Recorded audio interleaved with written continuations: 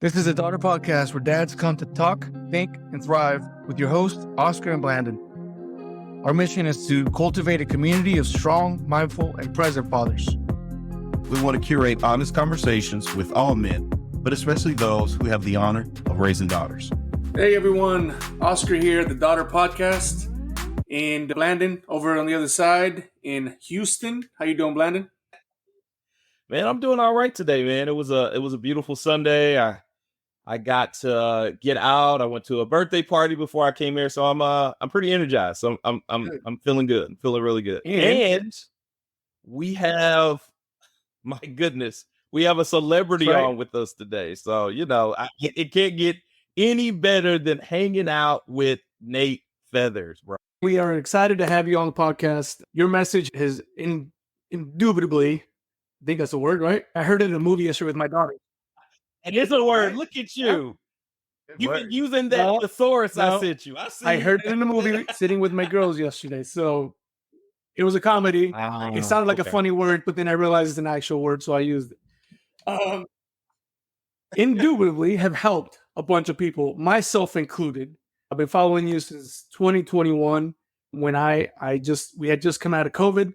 I was home a lot during COVID. My girls were all home. That, as I'm sure for many of us, changed the dynamic of our everyday. And then as 2021 started to finally take off the chains, if you will, we started going back to work. And man, like, fathering got hard. I don't know what happened. It's never been easy, but it really took a turn for me. And that's for me. That's when you came in. I was on Instagram and it was just some video popped up and you talked about not knowing what you're doing as a parent. Nate and I were talking before the podcast, and up until that point in that video made me realize I don't know what I'm doing. And I felt like I don't know what I'm doing even more now than earlier, which is kind of weird. That's not a good introduction, but I wanted to put that out there. Nate, man, you have a huge following on Instagram for the right reasons. You have a business on the side that is seasoned on. I'm sure we'll discuss that a little bit. You got to discuss that business. I know, Blandon's excited. We got to talk about that. I'm super excited about that one. That's close to my heart. Come on now. There. Okay. You have 6 children, right? Ranging from 20 to 3 months. And you have a saying for that. What is that saying? Oh, I got one in college and one in diapers. That is a range, my friend. And you have a successful business, a great relationship from everything I've heard from you on podcasts and through the Instagram. And man, Nate, I could keep on going with these, but how are you? Tell us about you. Let our listeners really know Nate Feathers. Well, guys, seriously, thank you for one. I know I said it off air, but I want to make sure I say it. Thank you for what you're doing. I know that there's not a lot. You're the guys are the only ones I know of that are talking about being dads of daughters, and that is in my opinion, that's a very difficult thing, right? Because we're all worried about, we who are dads of sons. We're like, I got to make them men, and that's daunting. But for whatever, I'm just gonna say, we didn't grow up women, so we don't know what in the world is like. So most of the time, absolutely, we don't even know, like, they're going through stuff. I know, Oscar, I know your oldest is 12. So you're stepping into a teenage realm that is, like, everybody says is scary. And I semi-agree with that. I was terrified of it, especially with my daughter. But, you're walking into areas that we didn't grow up in. We don't know how to deal with it. So I'm really excited that you guys are doing that. So one, thank you, because guys need to know that they have a huge influence on their daughters all the way through life, regardless of their age and all of the things that women go through that we don't experience. You still have this massive place for them. And I love it that you guys had that in your hearts of, we got to do something for this, and just went for it, because it's massively needed, I think. So thank you. But yeah, dude, it's been a fun ride doing this and getting into Instagram and it blowing up. That's one of the things my wife hates me saying that, but it felt like that's what happened. She only hates me saying it because she's like, people want to hear what you have to say. And I was telling Oscar earlier that sometimes I just start sharing. I've gotten so used to sharing stuff that I'm like, I can't be the only one dealing with this. And Instagram has proven over and over again that that is the truth, that we are all living the human experience, going through the same things, maybe coming at it from different angles, but for the most part, we're dealing with the exact same thing. And we have lots that we can relate to with each other about almost all areas of life, I think. So, yeah. Yeah, absolutely. And, you know, I don't know about you, like I'm not a social media guy, and then it's been a big learning curve for me. I know Bland has been giving me a hard time about it, just learning curve as a whole. But You're getting it, bud. I'm getting there. You know, you can teach an old dog new tricks. It works. Okay. Right.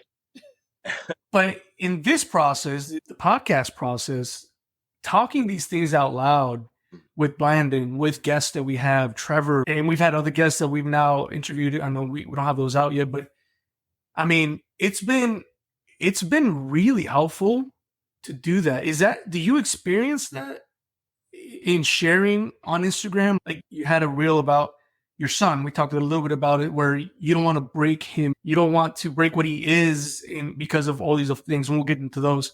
But does that give you some type of like therapy, for lack of better terms, to just put it out and then listen back to it, or have someone hit you up and be like, bro, that just hit me in the teeth, which I've done with you several times on your stuff. So is that what you experience when you're putting those out? You're saying you're getting used to kind of putting things out there? Yeah, it's interesting. I think so. I think it could be kind of therapeutic for me. I went to Peru when I was in college, and the one thing they said that culturally was, if you're in a group and someone is around, make sure you open up so that your back isn't to them, right? And I know back in like days of kings and stuff, you don't turn your back on the king. But in Peru, they're like, this is for everyone, and it was just something that really stuck with me. Always be including, always be open the circle, let more people in. And I'm the kind of guy that I don't like it when people seem like all alone. That's the person I'm going to gravitate to. And I don't know if that's was taught or if it just became my personality, but I want to make that open. And what I find is when I share stuff, and usually it's the stuff that I'm like, I don't know if anybody else is feeling this or not, but I'm just going to say it because it's something that I'm going through. There's got to be somebody else out there. And if there is, hopefully that makes them go, no, they're not alone. And that's something that is deep for me, is I want to make sure I don't like feeling alone in things. And so I don't want other people to feel alone. And so if I'm thinking it or going through it, I'm just like, I'm going to share this. And it's just steered a lot of life for me. And so when Instagram started, and like I said, when people started following and sharing the videos and it started to grow, I started being more and more willing to share things that I normally probably wouldn't, just because maybe that would cause more of a conflict or conversation where people disagreed with me. But that also fueled good conversation. And so, it's definitely been something like I grew up in the church. And so one of the things that I started working through when I was in another country as well, I was in Costa Rica. I was working through something, and the people in that particular area had a very strict thought about something about God. And I just had this whole other idea. And I was like, I'm going to start sharing this because I think I'm going to see what they say about it. And the more conversation we had with them opposing me, the more I kind of felt like I was on the right path. And so I just and it's kind of been that way for this whole fatherhood thing. I mean, I did one reel about not spanking and yelling. And it was crazy to me how many people advocated for that on the reel, that I was saying, I don't think you should do this. And I looked at my wife and I said, I am fully onto something here, and I'm going to dig my heels in, because I believe that kind of response, I'm onto something. And sure enough, as soon as I started going down that road, that's when I connected with Gabor Mate, Dr. Shafali, and all these people who are literally saying the exact same thing. And these psychologists who are like, yeah, dude, spanking is not a good idea. Like, psychologically not a good idea. So it's grown and helped me grow. It helps me grow. And so it's all out there for that.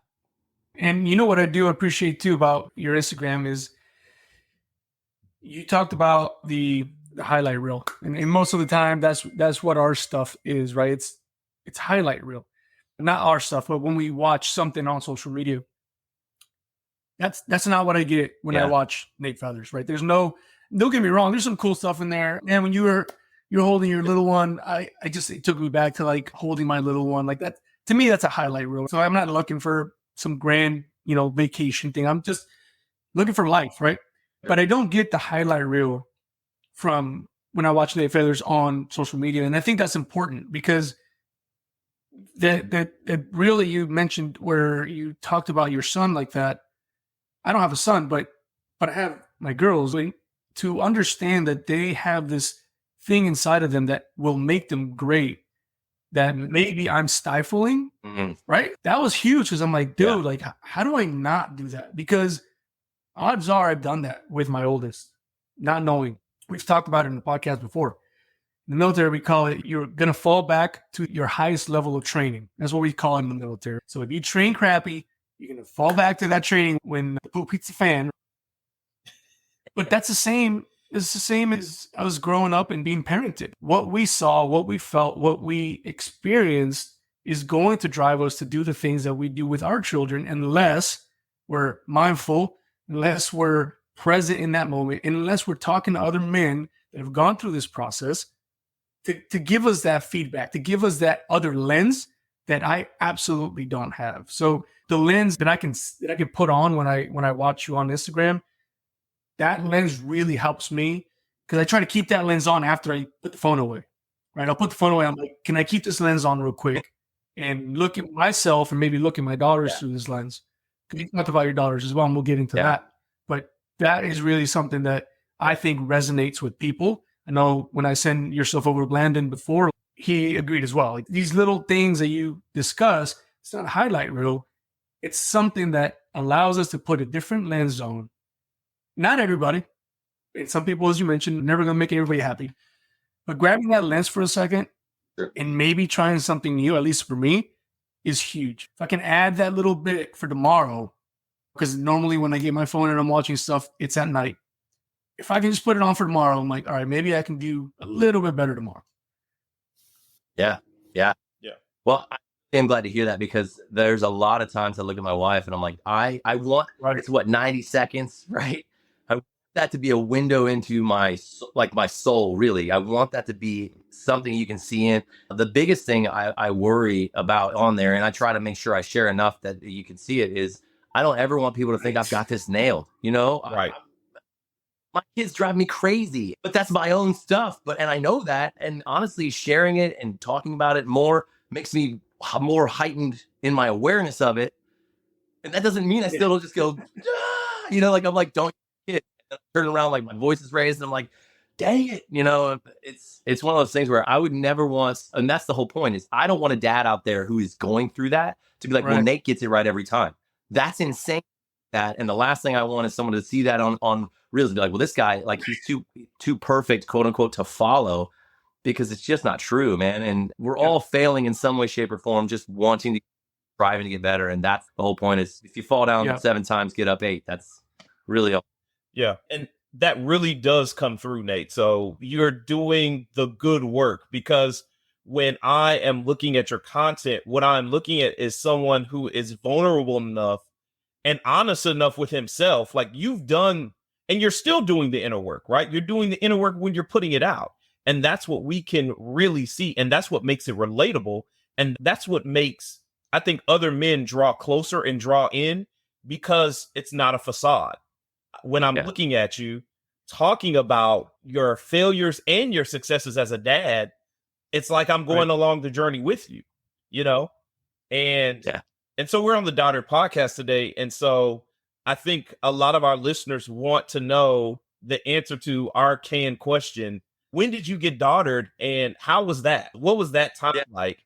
And for you, honestly, vulnerably, was that success? Was that failure? How did that turn out for you?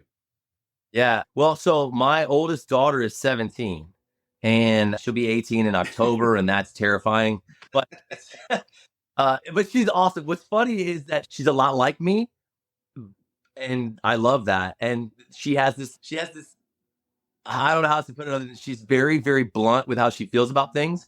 And so it comes across as fully attitudinal. Like, when you think teenage girl, she'll probably hate me for saying this, but that's how it comes across. And and then you'd be like, hey, did you hear like how you said that? Because it sounds like you hate us all. And she'll be like, no, I just said this. I'm like, if you'd have said it that way, it comes across totally different. Then we're all tone.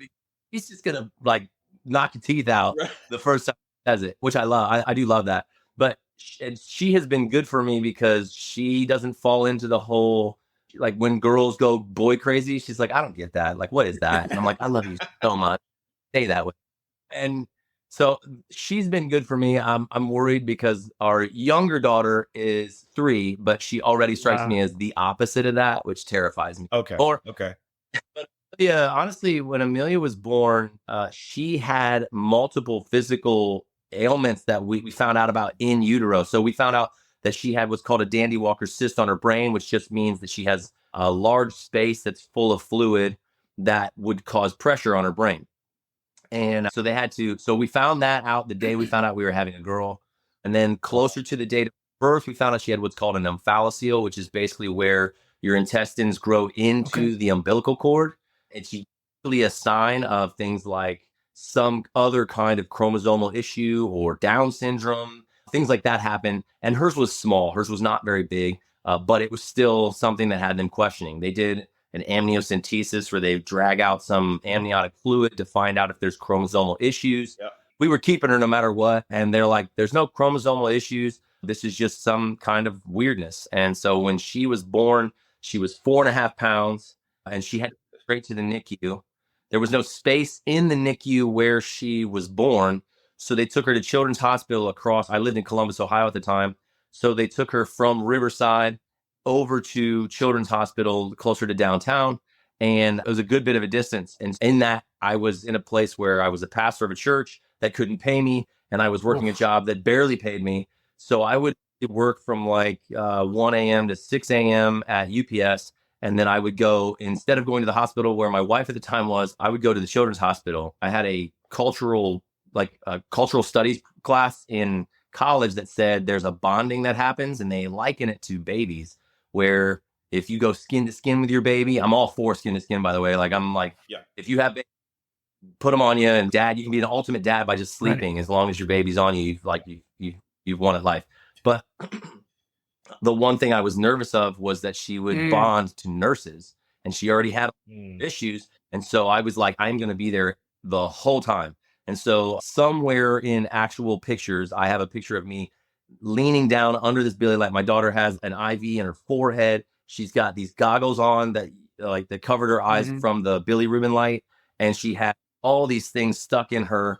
And I am leaning in, reading one of my books from being a pastor to her just so she would hear my voice. Yeah. So that was my, already I feel like I felt different. Like with my son, he was born like 2.5 years earlier. I wanted to throw him early, like not throw him bad, like toss him in the air. Found out because he was my first, you don't do that. Kids are scared. Like big loud noises and the fear of falling are like innate in us. And he put his arms out and freaked out. I'm like, oh, I do that. I broke this kid. You know, that kind of. With her, all I wanted to do was be tender and hold her close and make sure that I was there and everything was okay. And so I spent a lot of time in the NICU until she came home. It was only 7 days, but that whole time she was strapped to all sorts of stuff. I was in there holding her or talking and reading to her so she knew who I am. And she bonded to me rather than some stranger that not supposed to was never going to be around again. So that's, I got daughtered. No. That is amazing. That's amazing. Dude, I mean, you're looking at not being with your wife because of the circumstance, right? So, I mean, she might hold it against you or not, but you went, I'm going with my daughter. Like, you know, and I can honestly tell you that I don't think I would have done that. For 2 reasons for me. I don't think I was that purposeful with my first child.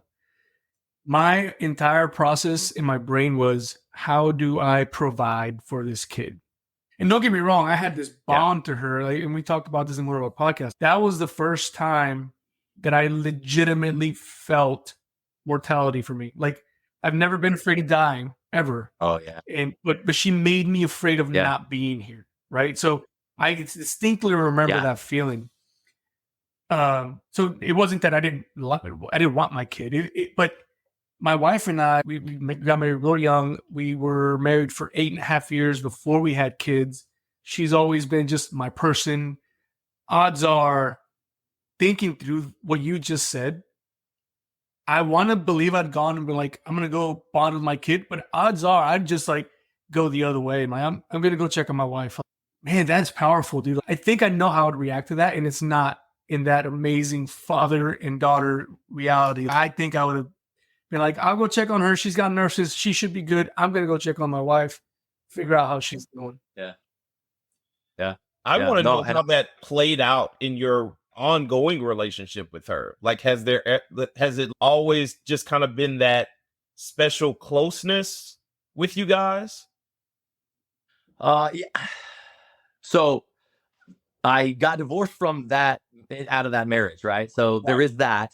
And we can go down that road if you want, but with Amelia, there was a point in that whole divorce time where Amelia had a real hard time with me. Gotcha. And I felt like I did the whole dad thing that most guys do, and I won't do this with the next one, and just because I've learned, but I did the whole, oh, well, as she got older, she's doing more things that are more womanly. I just send her to her mom. And in the moments where she needed me, there was a point at which where she needed me, I couldn't be there. But there was also points at which I would be like, well, just like she should just talk to her mom because I don't know how to handle that.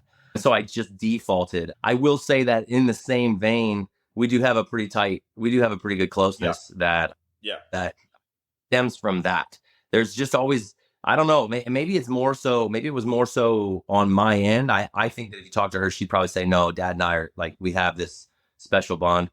But I think I bonded tightly to her as I did that, it put me in a place where it advanced my placement as there is so much I have to do and be for this little human, even though I already had one. It just added to it. Like, I will do whatever it takes. It's funny because just this last year, apparently she was talking with her friends about their parents like dying for them. And I'm like, oh, that's morbid, but okay.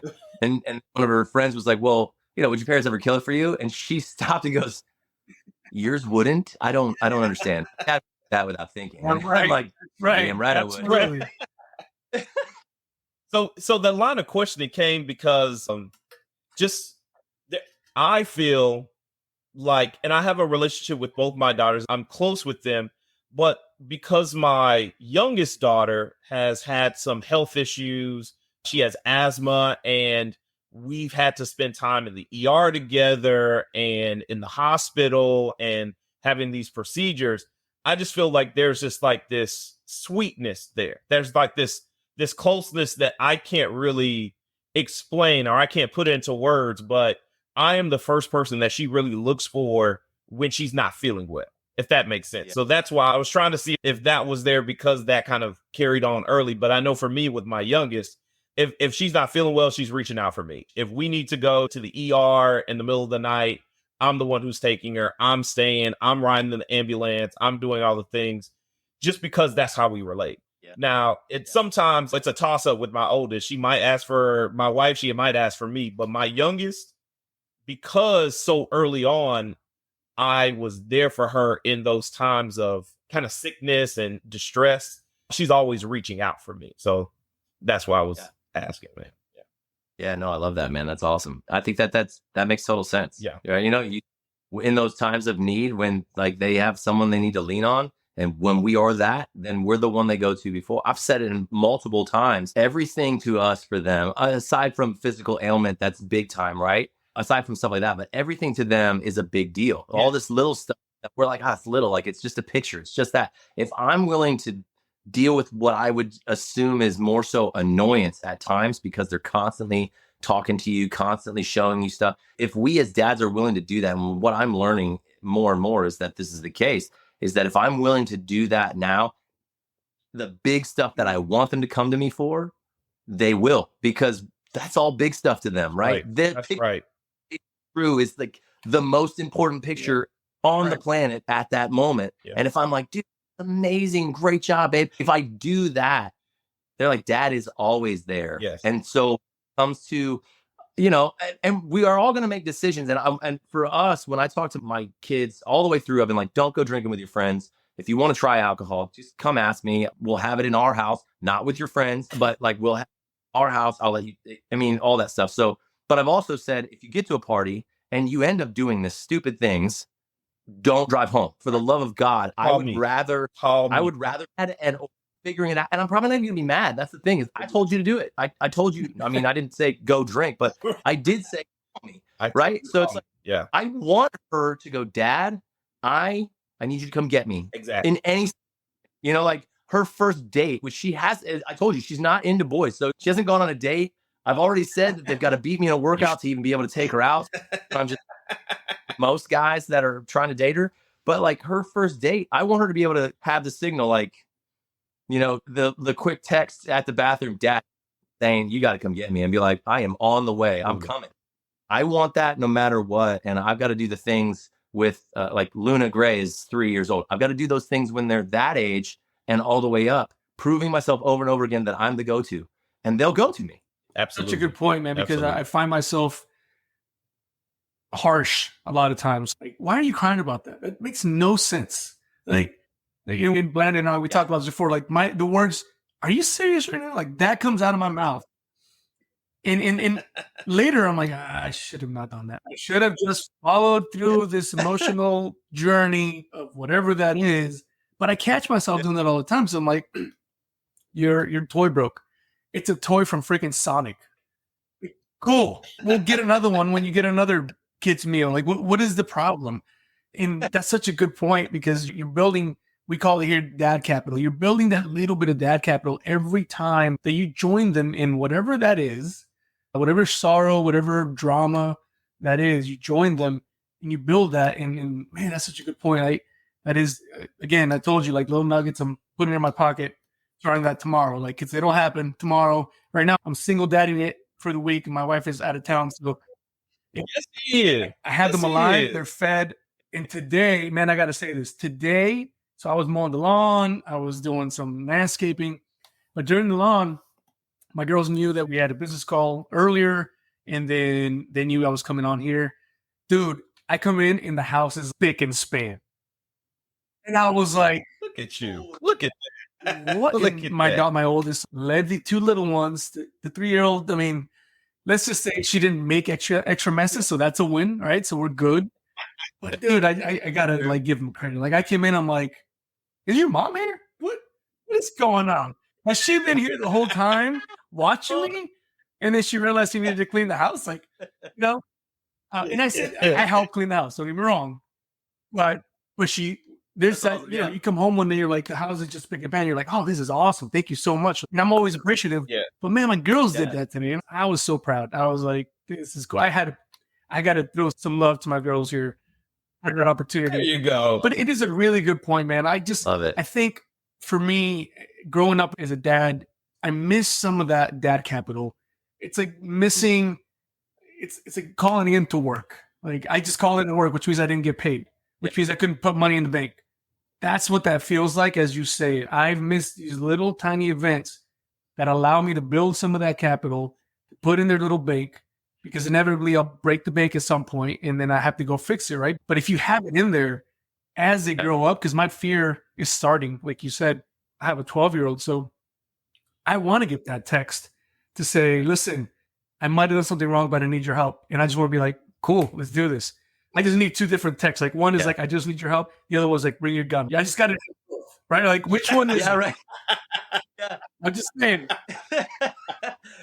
Just use the emoji with the gun. Don't actually write out, bring the gun. Just use the emoji. My oldest, I actually had this conversation. Okay. And she said, come on, Dad, right? Because I said, don't put the emoji of the gun because that incriminates you. Just put something that'll tell me and we'll come up with well, like a water gun. They have a water gun on there, Oscar. So, I mean, we're keeping it. Well,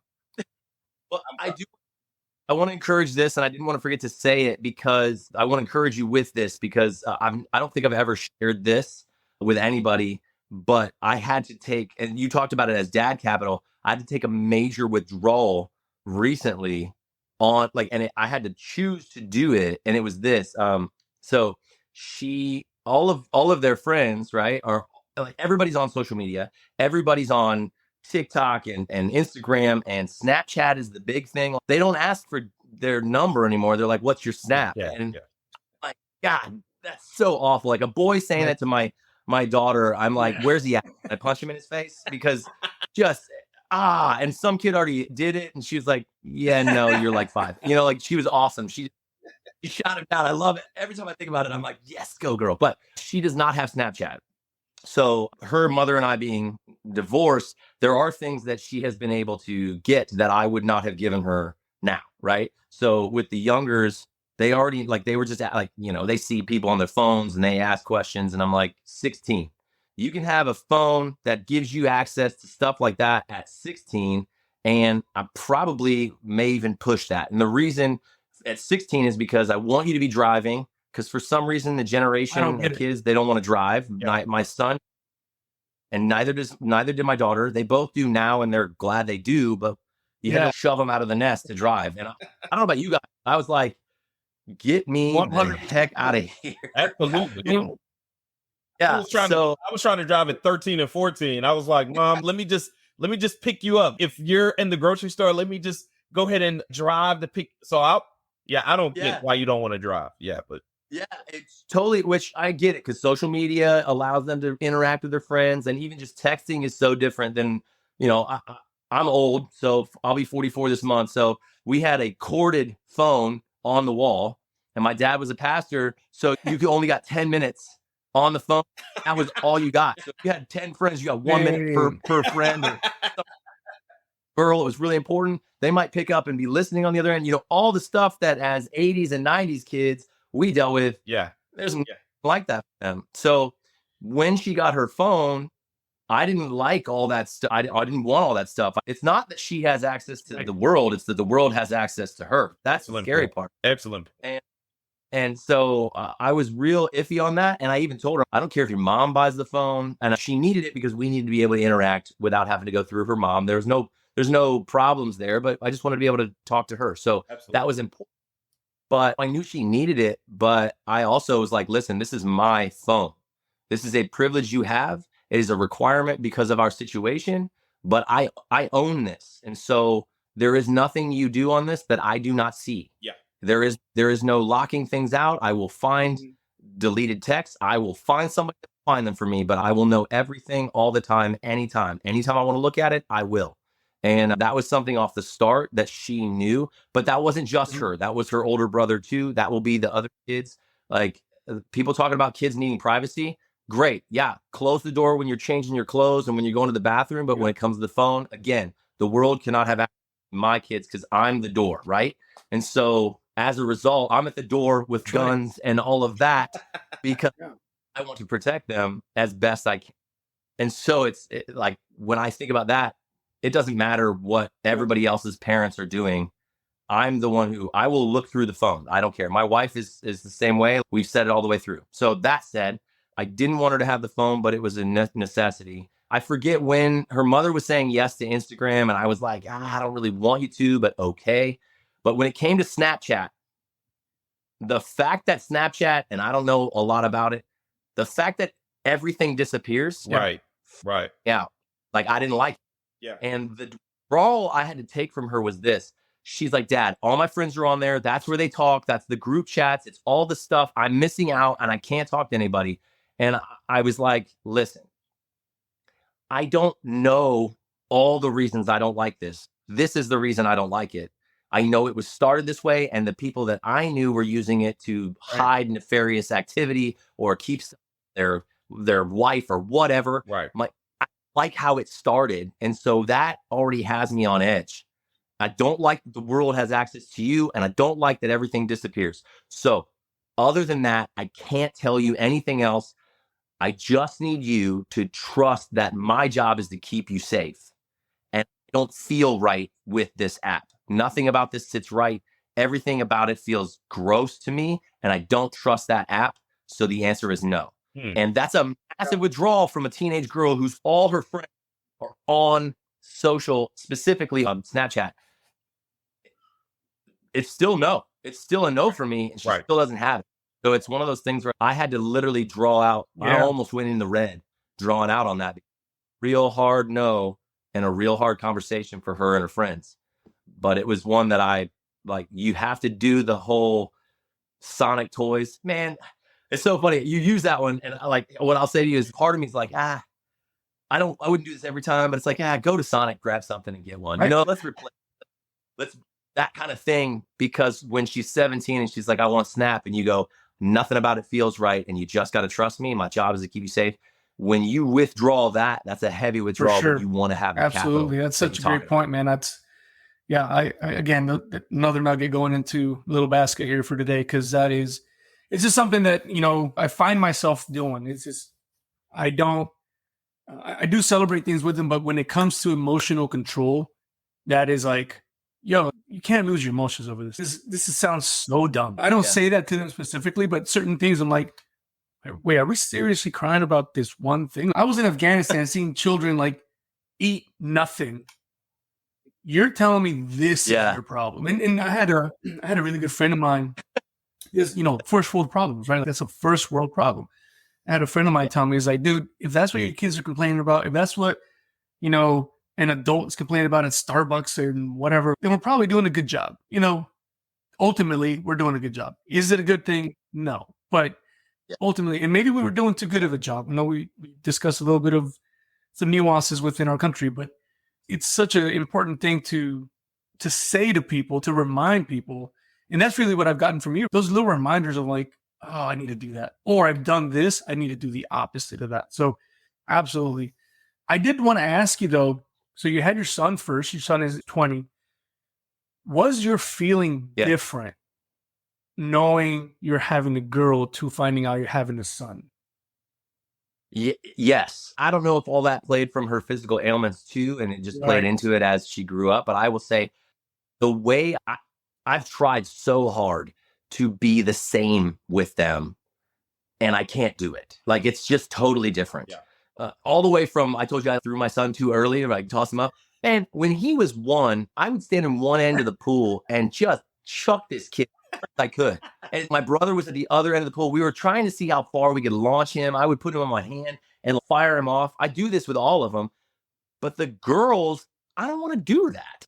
I want to like hold them and make sure they know they're safe. And again, maybe that's just me, but with my boys, I'm like, rub some dirt on it. And I don't mean that in like a mean way. I'm like, you like, yeah, cool. Are you all right? And I've tried to back that down because we do that with boys, right? We have this tendency to say, well, like, man up. And that basically means like, don't feel and shut up, do what you're supposed to. Well, I don't really want my sons feeling that. Oh, dad never wanted to listen. So my daughters actually get me listening, but I will say they are more emotional. So like the stuff you're talking about, like, are we really crying about this? I will have that play in my head and I'll hear it. And what I got to do is go, yep, that's exactly what I want to say, but I'm going to hold that back. And then I'm going to be like, oh, baby, I'm so sorry. I'm so sorry it happened. And I have to force that because there's a part of me that's like, what in the world? But with the boys, I had a tendency to be like, seriously, dude, come on. And I've had to like, reverse that and try to not treat them more like girls, but just treat the emotions more. I don't think women are more emotional. They just express it more and have been allowed to.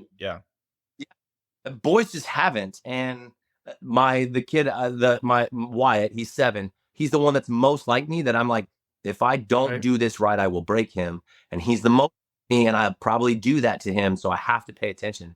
He's a feeler. He's a deep, deep feeler. Big things go, like when something doesn't go right, it's a big, big deal. And to look at any 7-year-old and say, yeah, dude, just like nut up. I can't. And I can't now because I can't unsee what I've seen. You know what I mean? But I will say that the older one got the worst version of Nate Feathers. And I've literally apologized to him multiple times. And we have a great relationship, I think. And so I will say that I've gone back and walked through some of that stuff with him.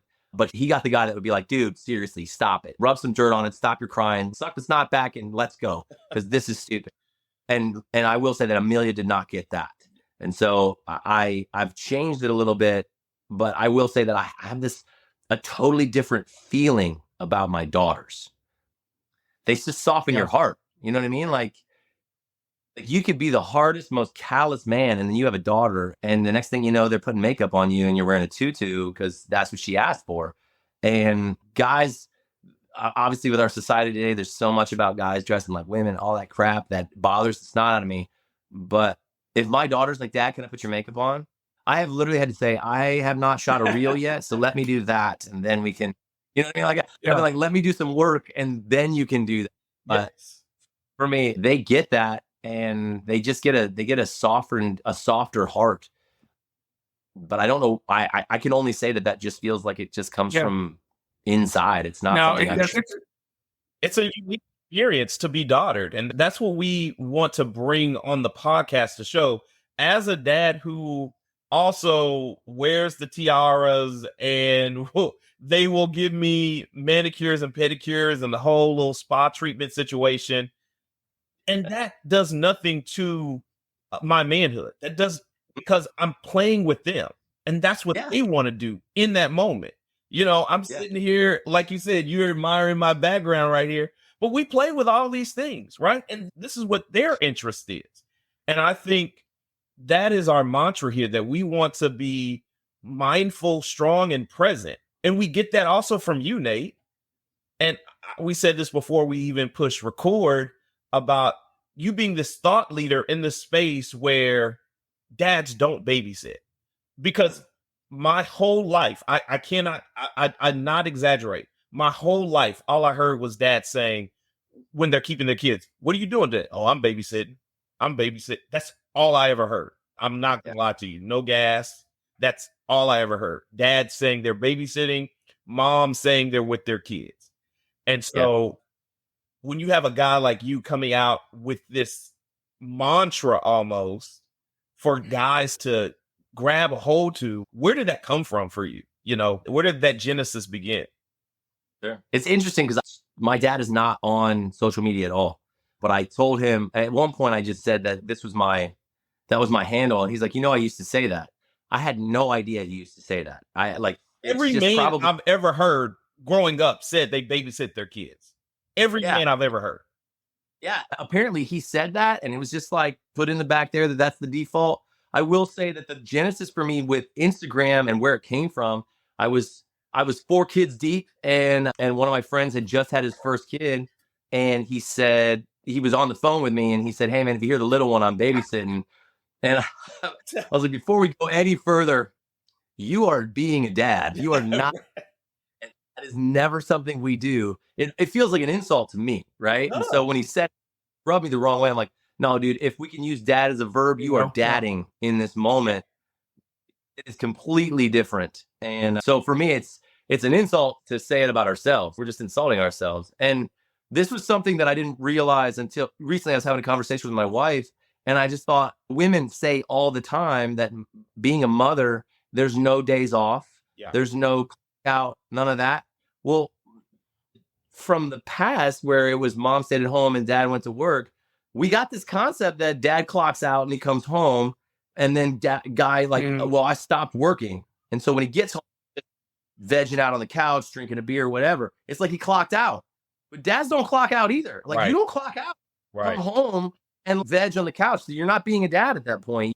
You don't clock out either. There's no days off for being a dad because you're a parent, and that doesn't ever end. Like until we leave this earth, we are parents, and we're going to worry about where they are and how they're doing all the way through their adulthood. And we're going to have more time of doing that. Exactly. But I made the connection. It was like a light bulb went off. Every guy, most guys think they clock out. And so that's why they come home and they sit on the couch. But we're dads. We don't clock out ever. So if we do it right, even when we leave the earth, we're still their dad. That memory needs to be of, I want this person, or this person is with me because of the things we've been able to teach, the things we experienced with them, all those different things. Lately, there's been a post on there that from not The Martian, but the other movie with Matthew McConaughey, where he has this little thing where he says, "You know what I'm talking about?" Like it says, "We are now here just to be a memory for our children," and it's been getting me because I'm like, dude, that's super true. And if we do it right, that memory's good, and that memory carries on, and then they in turn give that to their children, and so on and so forth. So you're creating something beautiful. But if we don't do it right, either the memory is gone, or in the conversation that we were having, that memory now is used to then continue a negative process that potentially can harm the entire generation. So it's so important to realize that what we're doing, regardless if we're doing it right or wrong, what we're doing will impact the future, not just like when we're here, but the future. Yeah. I tell men all the time, if we get this right as dads, the crazy part is we have to do it consciously because our dads didn't know, right? Like I look back at my grandfather and see what he did that changed the family tree. And then I look at how my dad changed the family tree again and chose to do things differently that he didn't want in his life. He took the good, left the bad, and I'm doing the same thing, right? And so it's generations of choosing to do something different with what we saw as wrong and keeping all the good things. But I keep saying to guys, the crazy part is if we as dads right now do this correctly and do it well and do it consciously, our children will do it unconsciously to our grandkids because it's the default parenting method to do what parents did, right? So if I do everything I can to consciously parent, like go into those situations and hold my tongue and listen and be empathetic and be that dad that is there for them. If I do that now, that's just the way you do dadding in the future to my grandkids. That gets me hyped for dads because I'm like, that's what makes me want to go, come on, dudes, you got to come with me because we can change an entire generation in the face of fatherhood in one generation by just choosing to consciously do the right thing. And I got to tell you, I personally believe that, obviously I'm on a biased boat here, but I personally believe that the impact may be even bigger if we're good fathers to our daughters, because they're the ones multiplying everything. You talked about this in one of your podcasts. Like, the man brings something and the woman will multiply beautifully. Our daughters will then have the opportunity to multiply that a lot more in a much bigger sense than our sons. And to me, again, I'm biased. I only have girls. So that's okay. I'm okay with that bias.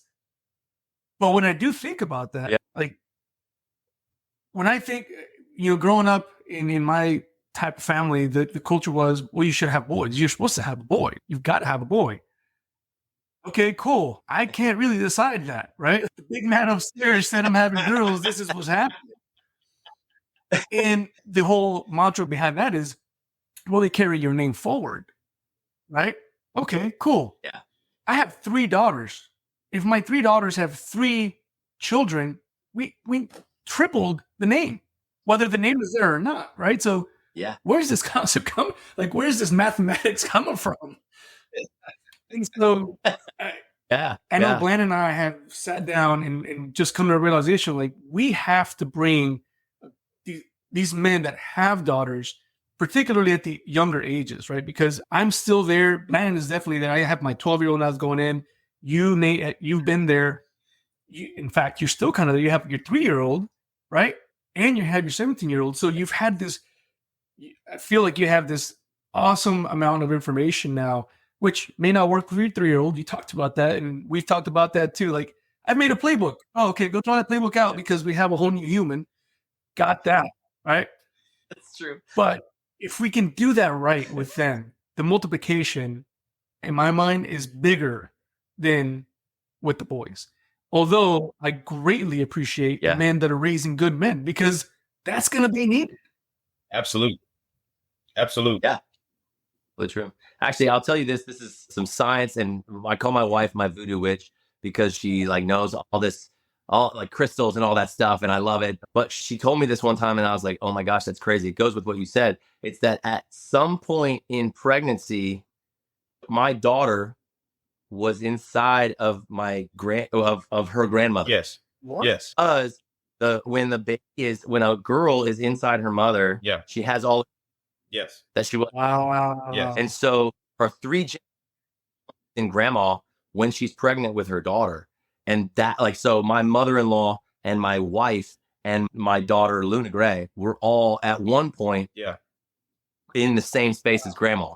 And so there's 3 generations of energy. When I say that, I just mean, how did grandma feel? So when we are dealing with our daughters, you're dealing with all of her grandbabies are half there right now. And so you're dealing with the next generation as you treat your daughter the way you do, because the energy with which you give to her and the way she feels and all of that affects all of the cells in her body, including the eggs that are inside. And so, yeah, as a father of daughters, men got to know this, because how you speak to her, how you treat her, you are literally treating your future grandchildren Wow. at the same time. That just blew my Right. mind. Because Yeah. you think I know my mother-in-law, I know my mom and my sister, and I'm like, man, this is making a lot of sense. Yeah. It's nuts. It's crazy, but that's why. And I was listening to Gabor Mate talk about this, but he was walking through that, and he's like, that's why there's generational trauma that, like, sometimes people can't figure out why they are the way they are. They're like, why do I think this way? Why do I feel this way? There's energy that has been put in you from past generations that you can do nothing about Right. until you're aware of it and then start on it. But the more work that we do as fathers and even mothers, as we do that, we definitely affect the next generation, Wow. even just energetically. Well, that just made our job even more important there, Blandon. Yeah. And again, the fact that you guys are doing it for specific dads to daughters, just badass. I love it. Man, we're getting close to our time. Just the questions in my mind are all there, and maybe we can have you back, Nate. We can have another great conversation about this. That would be great. But I got to ask you, this is one of our other canned questions, but it's one that just, when I think of Oscar, right before finding out about having a girl, I think I could have reacted like this. I could have done this. I wish I would have had more money. I wish I would have had these things. I wish my mind was right, all these different things. And we talked about that in other episodes of how I found out and my reactions. But what would you say to Nate 1.0 before the kids, right? Yeah. Before finding out your first son's coming, your first daughter, particularly your daughters, right? Because we haven't talked about your youngest. Yeah. What would you say to that, Nate, just to get him prepared for that? Yeah. Wow, that's a good question. I think what I would want me to know back then is I would want to say you don't know everything. Yeah. So don't assume you do, and be willing to learn as much as you can, because that is what will allow you to become not just better, but what your kids will need. That humility, humility is where it's at as a parent. Wow. I thought I knew what I was going to get myself into. And man, we have a podcast about it. I still am trying to figure out what I just got myself into 12 years later. The moment you figure it out, the next one comes along, you're like, why doesn't this work for this kid? Right. It's just like, It's very true. I've experienced that 3 times now, or 2 other times. It's very true. Brandon, what else you got for Nate? Yeah. Well, you know what I got for you, Nate. I guess one of my final questions for you is, did your love of Christmas drive you to this business? Tell our listeners, tell our viewers about your other venture, which, first of all, I'm a Christmas kook. If anybody knows me, I'm all about the time and preparation. So my wife didn't know that. And so when we first got married, my first year, and I ran up the bill because I get all the decorations. I'm doing all the things. I'm buying everybody gifts. So I love Christmas, and I love the fact that you have this company. So just talk about it. Talk about it. So I was in roofing, and it just kind of was an easy. We were in a conversation, and that somebody brought it up and was like, "Wow, we could totally do that." And I left the conversation like, "I'm going to do that." Yeah. And I ended up visiting my grandfather that was in early, maybe September or whatever, and was kind of just, haha, that'd be hilarious. In October, I went and visited my grandfather, and it was something I was thinking about. And he was dying, and he just started talking over and over about just different businesses that he started. He was doing something, realized he could make money at it, and then it just grew. It was like he had the golden touch. And I went home and was like, well, it's in my blood. I might as well just do it. And so I did that. I will say, Oscar told me earlier that he's more like the Grinch. Yeah. That's the way I was. Oh, man. That way. And a lot of that stemmed from the whole, like, everything about Christmas was about gifts, and all the spending money drove me nuts. And at the time I was like, it's about Jesus being born. Like, what's wrong with people? And then I started making money on it, and that might be part of it. But I also was like, dude, the lights, just when you finish a job and then the lights are up, and it just brings this nostalgia, right? My mother loved Christmas lights. They were everywhere. And so I think the first one I put up, I thought, my mom loved this. We never did this. And then it just went like from there, it just became, I'm completely opposite now. If any of my kids asked to watch a Christmas movie right now, I'd be like, yeah, let's do it. Yeah. So your heart did grow 10 sizes its size. Oh, nice. Absolutely. Yeah. We're still waiting for Oscar's heart to Christmas grow. movies don't come into my house until December. I'm serious, dude. The Christmas songs. No, I fully give in December. In December, my wife loves Christmas. So in December, the music's always going, the movies are on. So I've tried to change my attitude, but I only do that in December. Because they try to do it in November. Dude, they got people putting up lights like right after Halloween. I'm like, come on, guys. I mean, yes, it's exactly. Good job. Good business to have some. Yeah. October. This year I started October 8th. There you go. This coming year I'll probably start earlier. Yeah. Great. I like great. I love it. Yeah, people tell me, they're like, you can put them up earlier if you want. And I'm like, all right, I'll be there. I've put some up on Halloween. I was on a house on Halloween because I had to get it done. It was a big job. And it was really the only time I knew I had some guys. And so Halloween day, I put Christmas lights up and then went home, dressed my kids for Halloween. And we went out and did Halloween stuff. And honestly, I put mine up before Halloween so that I can turn them on Halloween. I haven't done this yet, but I keep telling my wife, she's kind of pushing against this, but I'm like, we need Santa to hold the candy and just flip the Christmas lights on, and that's our Halloween setup. Listen, that's called good marketing, sir. I'm with you on that. Right? Yeah. No. If my business was Christmas, if my business was Christmas, I might also buy a little bit more. You might like it. Yeah. Yeah. Yeah. But I will say this too. My daughter the other day said she wanted eggnog, and I'm like, well, we can't buy it yet, but I'll look it up and we'll see if we can make some. So I'm all for Christmas all year round. I'll entertain honestly. the idea, gentlemen. Christmas in July. Christmas in July. It's coming. It's coming.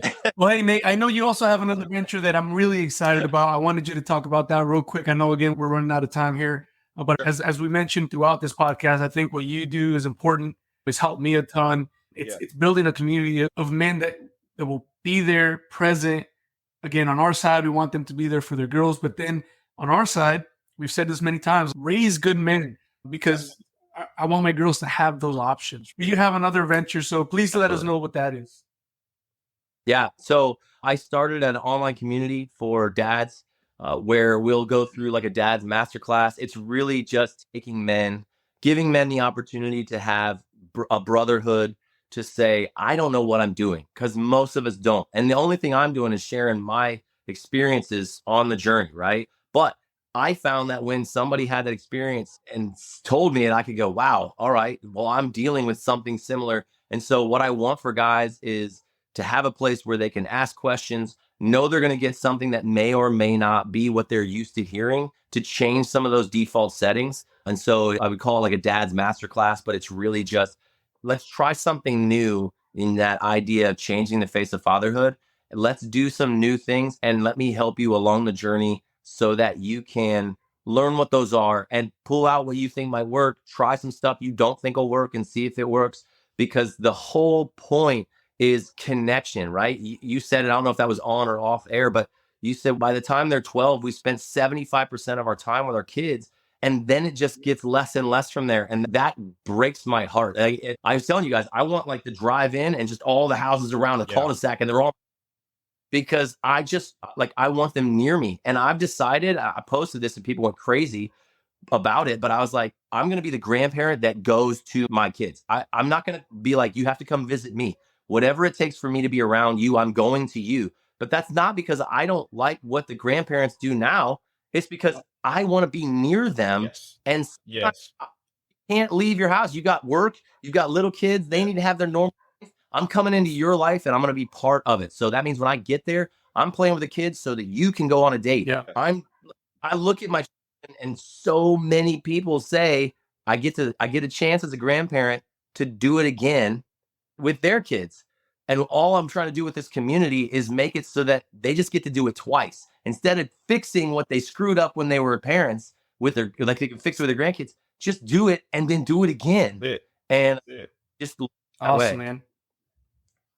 Yeah. Well, we're excited for that. I know I'm excited for that. I want to see how that rolls out. And you're only taking so many people. I know you mentioned on the video, because it's a lot of work to be able to coach these individuals for sure. So everybody out there, follow Nate. I believe, Nate, please correct me if I'm wrong, they send you a message on Instagram to get the information for that. Is that correct?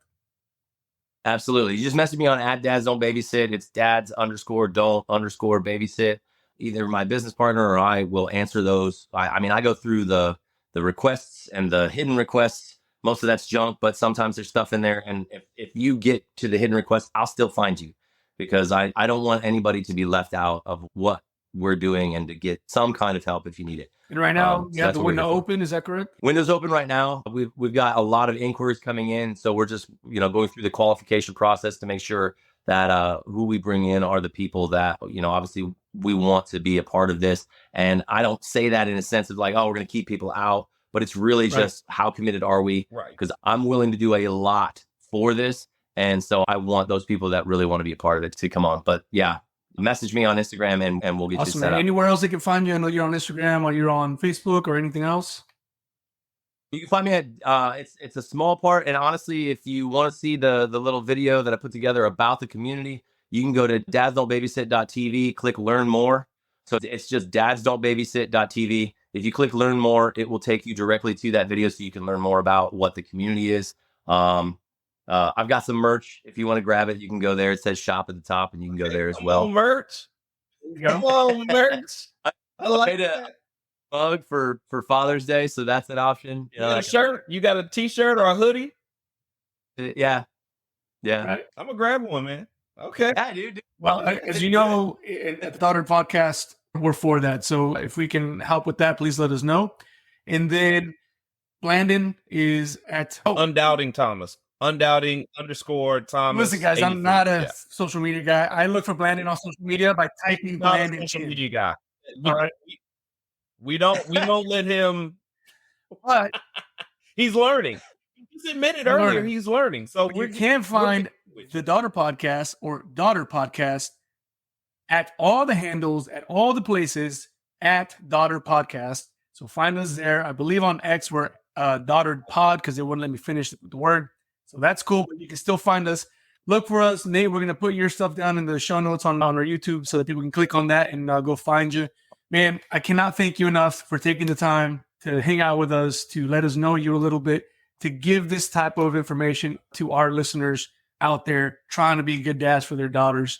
It is such an honor to have you on, man. And again, I hope that we can bug you a little bit more some other time, maybe another topic. Maybe we dive in specifically to other topics with you that you're dealing with, maybe after you have your first round of folks in your community, and see what we learn, see what we can take.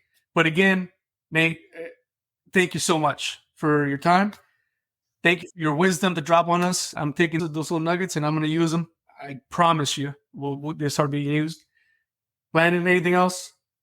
No, just thank you again, Nate, for all that you're doing for the face of fatherhood in a time where, we're being maligned. You are a positive outlet and relatable and honest and vulnerable.